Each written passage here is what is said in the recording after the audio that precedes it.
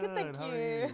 Doing great. So to start, the companion introduction episode is so important, but what I love about Belinda is she kind of falls into line in the most recent years of a companion we meet in a previous episode who gets to come back. So it's Donna, it's Clara, it's these women who we're fascinated by and we get to see them again.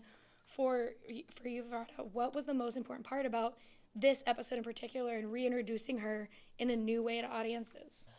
Ooh, I think the most important thing, or the thing that I loved the most, is very much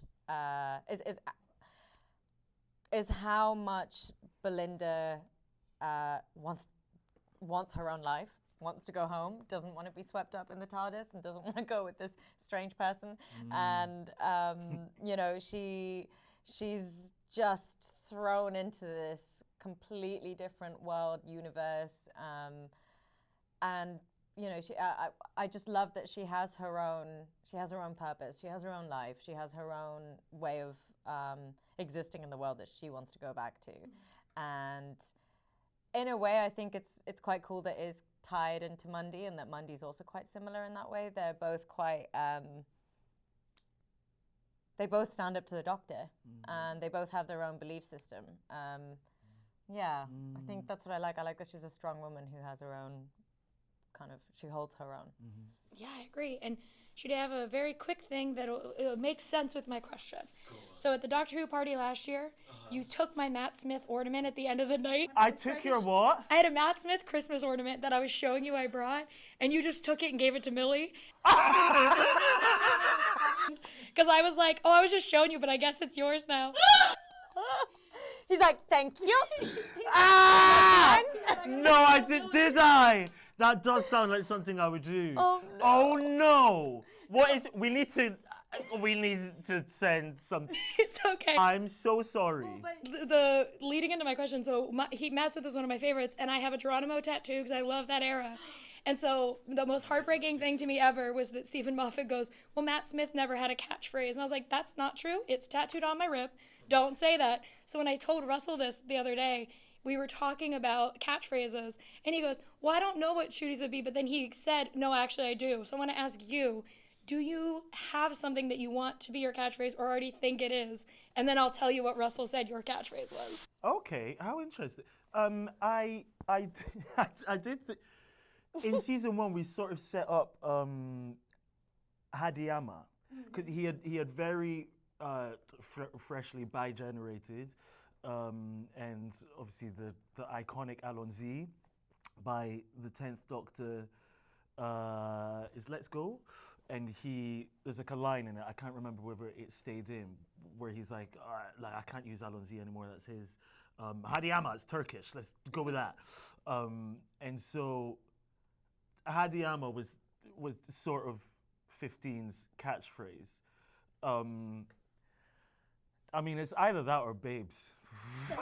It's either that or babes. That's what Russell said. He goes, I think it's babes. Right.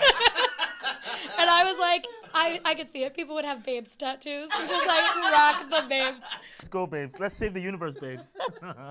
Well, and so we were in New York today, and one of my favorite parts about Doctor Who is the New York episodes, because there are now, like, I think 2 or 3, and they are some of my favorite episodes of the series of all time.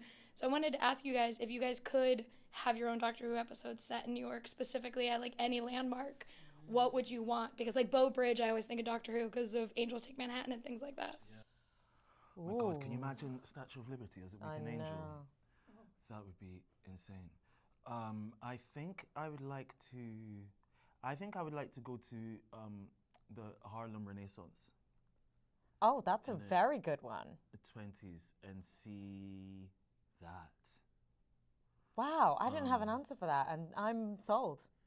Let's go to Harlem Renaissance. Let's do that. Let's dance to some jazz. Yeah. Hang out with Duke Ellington. Yeah. Yeah. Let's do that. Let's do that.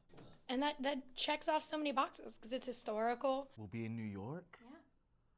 There'll be music. It'd be great music. We could go dancing. We could go dancing. Ah. And your doctor loves to go dancing. He does love to go dancing. So yeah, he does. He loves dancing. With a show like Doctor Who, it means a lot to so many people. And the first season was such an exciting new chapter of the show. And so I wanted to ask you guys, what was your most exciting part of season 2 and getting to continue the series and bring that joy to another either group of audience or just the audience you guys built after the first season?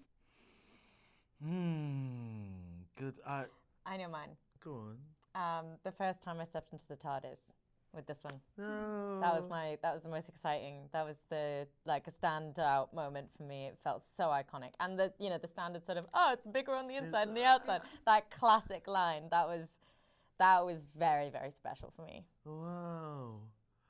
Oh God. All of it. Absolutely all of it. Yeah, probably our first adventure. Just our first episode. It was so... The hospital scene. That was, yeah. The hospital scene. I know it seems like out of the whole season it's very ordinary, but like it's these two people meeting that are going to change each other's lives, and that's what's happening off screen as well. And so it's just very serendipitous. Is that the right word? Yeah. Yeah, lovely. Well, and for the last quick thing I want to say, I went and just saw your Importance of Being Earnest at the IFC Center. Oh my God. And it made me think of how you bring theatricality to all of your roles, and like you have mastered the art of like containing a theatrical performance in television and film or whatever it is. What for you is the biggest challenge of making those characters as bold as they are while still grounding them, especially with the Doctor? What's the biggest challenge of making them as bold as they are? As bold as they are and what, sorry? Like, bold as they are, but still grounded and real. I think theatricality doesn't necessarily need to negate groundedness. For me, I mean, I don't know. I'm very theatrical, as perhaps you might have picked up. When you stole my Matt Smith doll, right? No, these things. These things, and so that's my base level. So I guess it feels very grounded to me. But I don't know. I guess the Doctor has, everything is always very character led. The Doctor is an alien and is a very avant-garde. And it's all, I don't know. I'm always led by writing as well. And you read the Doctor, and he's a very... My 15 has been written very theatrically. The show is very theatrical in itself. It's like a very, I say this in the best way, it's like a very camp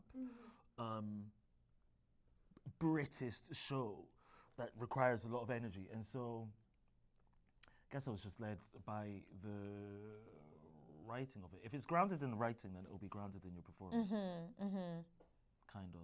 I 100% agree. Thank you guys so much for talking with me. This is the reason I live in New York and study theater was Doctor Who. So it means a lot to talk to you guys today. Oh, thank you. Lovely to meet you.